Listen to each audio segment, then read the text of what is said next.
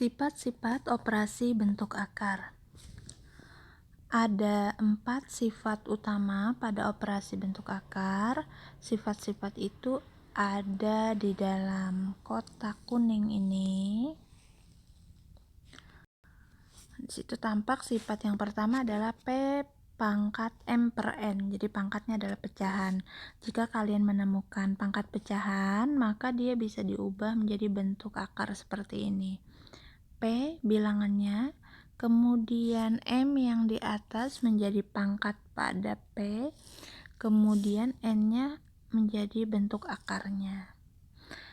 Kemudian ada sifat yang kedua, A akar C ditambah atau dikurang B akar C sama dengan A tambah atau kurang B akar C, dengan dia dipisah tanda kurung ya. Maksud tanda plus minus di sini, apabila dia penjumlahan maka digunakan penjumlahan, apabila pengurangan maka kita pakai kurang. Kemudian ada perkalian juga dan ada sifat untuk pembagian atau dinyatakan dalam pecahan menggunakan per pada sifat yang keempat. Bagaimana sih penggunaan sifat operasi bentuk akar?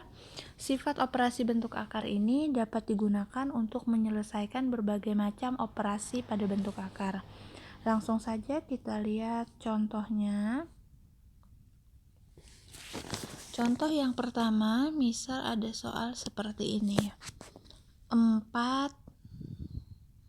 pangkat berapa ya? 4 pangkat 3 per 2 misalnya ya.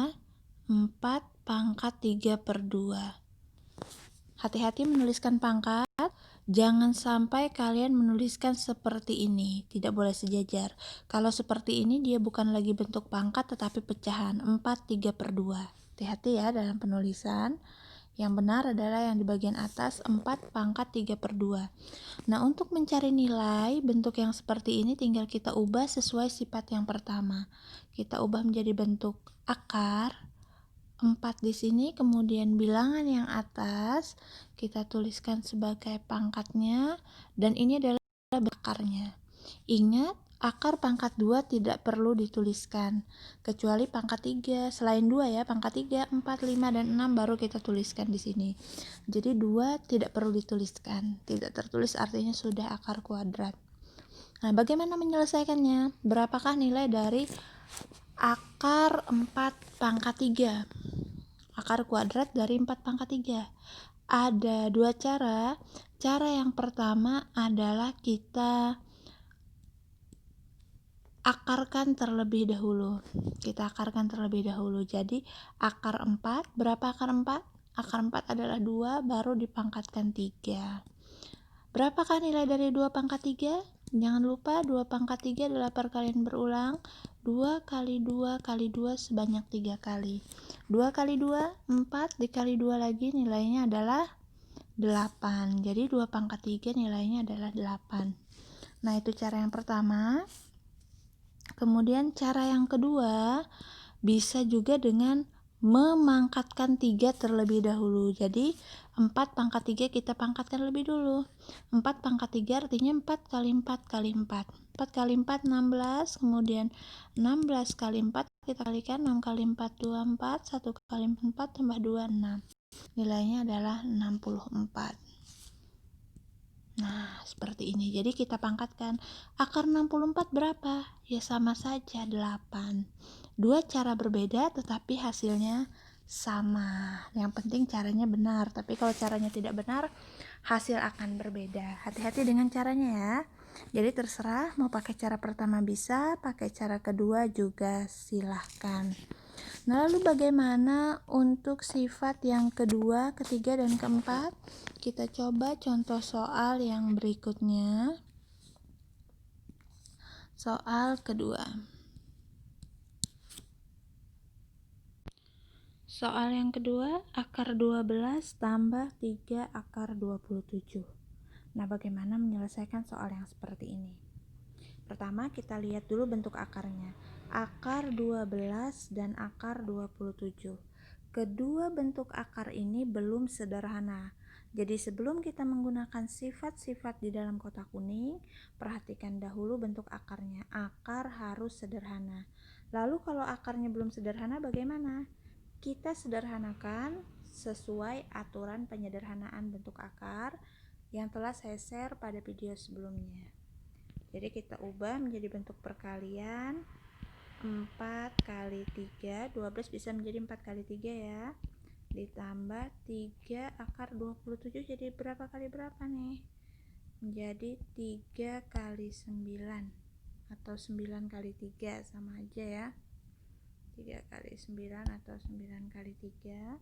Kemudian sama dengan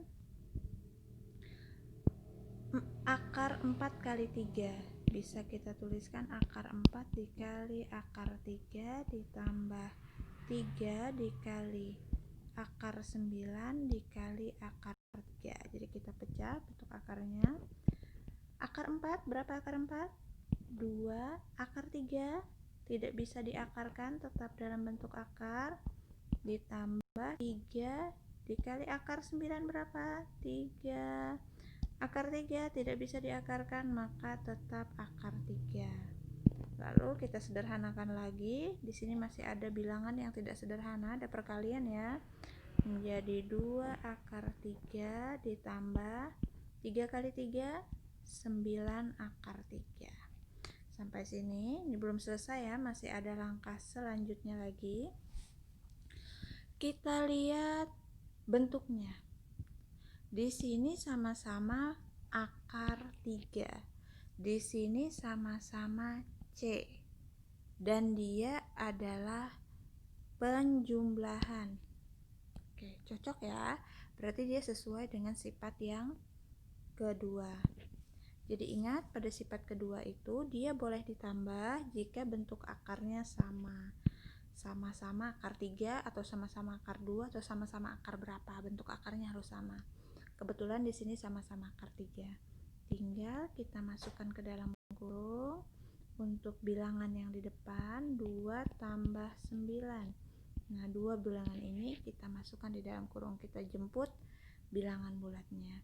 Kemudian akarnya di mana? Kita tuliskan di paling belakang, akar 3. Sesuai sifat di nomor 2 ini. Paham ya? Nah, ini dia penerapan sifat nomor 2. Dari bentuk ini ke sini kita menggunakan sifat ini. Silahkan diamati. Selanjutnya bagaimana? Selanjutnya tinggal kita tambahkan. 2 tambah 9, berapa 2 tambah 9? 11. Akar 3. Nah, inilah hasil penjumlahan dari akar 12 ditambah 3 akar 27. Lalu jika kalian ketemu bentuk seperti ini, misalnya hasil penyederhanaannya 2 akar 3 ditambah akar 5 misalnya. Nah, perhatikan bentuk akarnya. Bentuk akar di sini berbeda, akar 3 tambah akar 5. Sementara pada sifat penjumlahan bentuk akar harus sama-sama akar C. Kalau akarnya 3 ya akar 3 semua. Kalau akarnya 5 ya akar 5 semua. Lalu bagaimana kalau berbeda? Maka dia tidak bisa dijumlahkan. Maka cukup sampai sini sudah selesai. Jadi ingat, yang boleh ditambah hanya bentuk akar yang sama. Dan perhatikan juga, apabila bentuk akarnya belum sederhana, maka langkah pertama adalah sederhanakan terlebih dahulu bentuk akarnya. Baik, itu untuk sifat yang kedua. Sekarang kita coba untuk sifat yang ketiga dan keempat. Soal ketiga, 4 akar 2 dikali 5 akar 3. Langsung kita eksekusi saja ya. Lihat sifat yang ketiga. Ketika dia berupa perkalian, maka yang di luar bentuk akar dikalikan sendiri, kemudian yang di dalam akar dikalikan sendiri di dalam bentuk akar. Seperti itu ya. Sekarang kita lihat di sini 4 akar 2 dikali 5 akar 3. Yang di luar bentuk akar itu dikalikan sendiri, 4 dan 5 sama-sama di luar bentuk akar. Kemudian yang di dalam bentuk akar tinggal kita buat akar 2 kali 3. Jadi yang di dalam bentuk akar kita kalikan dengan yang di dalam bentuk akar. Sekarang tinggal kita selesaikan. 4 kali 5 20, 2 kali 3 6. Akar 6 sudah sederhana belum? Ya, karena itu sudah sederhana, maka ini sudah selesai. Jadi 4 akar 2 dikali 5 akar 3 hasilnya adalah 20 akar 6. Nah, bagaimana dengan soal keempat? Apabila kalian menemukan soal seperti ini, maka kalian harus menggunakan sifat distributif. Jadi dia didistributifkan dulu. Nah, bagaimana sih mengerjakannya? Caranya mirip seperti nomor 3, hanya saja ada sifat distributif di sini. Ini kita kalikan ke sini dulu. 3 akar 2 dikali 4. Yang di luar bentuk akar dikalikan dengan yang di luar bentuk akar. Yang di dalam akar tetap di dalam akar. 3 kali 4 tidak ada bentuk akarnya, akar 2 sendiri. Karena tidak ada pasangan pengalinya. Kemudian kita lihat 3 akar 2 ini bilangan positif, kemudian dikalikan dengan yang paling belakang lagi. Dia bilangan negatif. Positif kali negatif hasilnya adalah negatif. Sekarang 3 akar 2 dikali 2 akar 2. Yang di luar akar dikali dengan di luar akar, yang di dalam akar kita kalikan dengan yang di dalam akar. Kita kalikan 3 kali 4 12 akar 2. Kemudian dikurang 3 kali 2 6 akar 2 kali 2 adalah 4. Lanjutkan lagi, ada akar yang belum sederhana, akar 4. Berapa akar 4? 2, masih bisa kita lanjutkan berarti. Kita tuliskan, yang tidak bisa kita apa-apakan kita tulis tetap. 6 akar 4, berapa akar 4? Akar 4 adalah 2 kali 2, jadi tanda pembatasnya adalah kali. Kita lanjutkan lagi. 12 akar 2 dikurang 12. Bisa nggak dia dikurang? Kita lihat sifat pengurangan pada bentuk akar. Yang bisa dikurang apabila akarnya sama. Sekarang kita cek apakah akarnya sama. Di sini akar 2, di sini tidak ada bentuk akarnya. Berarti bisa nggak dia dikurangkan? Nggak bisa, udah nggak bisa diapa-apakan, artinya dia sudah selesai. Paham ya? Soal kelima, 2 kurang akar 3 dikalikan dengan 2 akar 2 ditambah akar 3. Nah, tambah mumet nih ngelihatnya seperti ini biasanya. Caranya gimana? Caranya sama, kita menggunakan sifat distributif. Jadi kita kalikan dulu yang pertama, 2 dikali dengan 2 akar 2 sesuai dengan sifat perkalian pada bentuk akar ya. 2 kali 2 akar 2 artinya 2 kali 2 yang di luar akar, yang di dalam akar tetap. Kemudian ke sini bilangan positif dikali bilangan positif, hasilnya adalah positif. Jadi tanda di depan sini ya.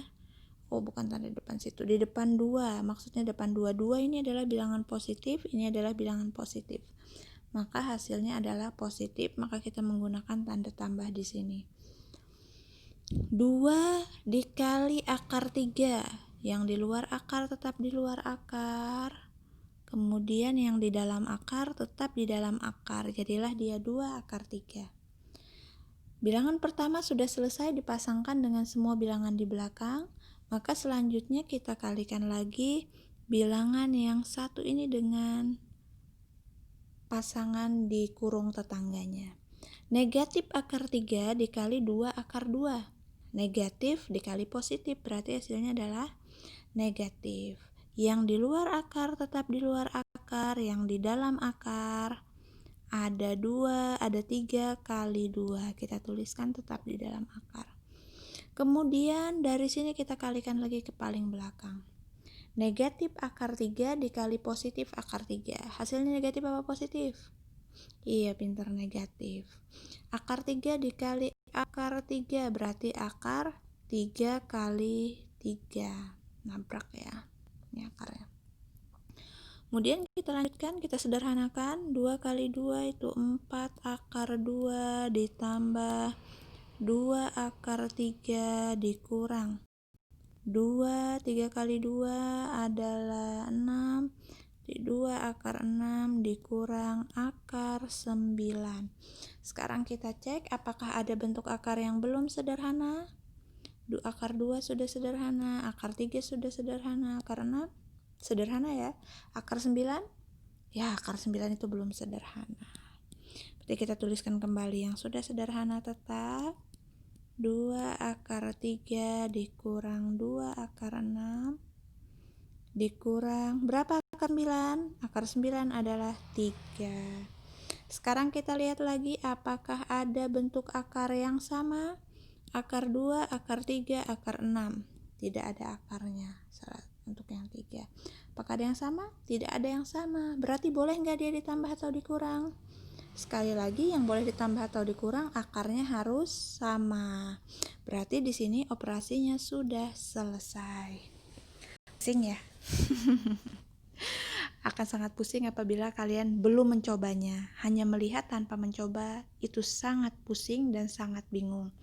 Jadi setelah kalian menyaksikan video pembelajaran ini, alangkah baiknya kalian mencoba mencari soal yang serupa dengan ini, kemudian mencoba sendiri. Atau mengulang mengerjakan soal ini di buku catatan kalian tanpa melihat langkah pengerjaannya. Jadi kalian saksikan dulu, kemudian sudah paham, tulis soalnya, kemudian coba kerjakan sendiri dan bandingkan hasil jawabanmu. Itu salah satu caranya ya supaya kalian paham. Soal terakhir nomor 6, akar 25 per akar 100. Kita punya sifat yang belum kita gunakan tadi, sifat yang paling akhir yaitu akar per B. Jika ada akar A per B, maka sama saja dengan akar A per akar B. Maka untuk menyelesaikan soal yang ke-6 ini mudah sekali ya. Tinggal kita ubah menjadi akar 25 per akar 100. Akar 25, 5, akar 100 adalah 10. Bisa kita sederhanakan, sama-sama dibagi berapa nih? Sama-sama dibagi 5. Ingat, menyederhanakan harus dibagi bilangan yang sama ya. 5 dibagi 5, 1, 10 bagi 5, 2. Jadi akar dari 25 per 100 sama saja dengan 5 per 10 atau 1 per 2 dalam bentuk yang paling sederhana. Nah demikian, semoga bermanfaat. Banyaklah berlatih. Pada materi ini kalian dituntut untuk gigih dan benar-benar bekerja keras untuk memahami materi ini, karena materinya cenderung sulit apabila tidak kalian coba. Percayalah, tidak ada yang sulit selagi kita berusaha untuk mempelajarinya. Demikian, semoga bermanfaat.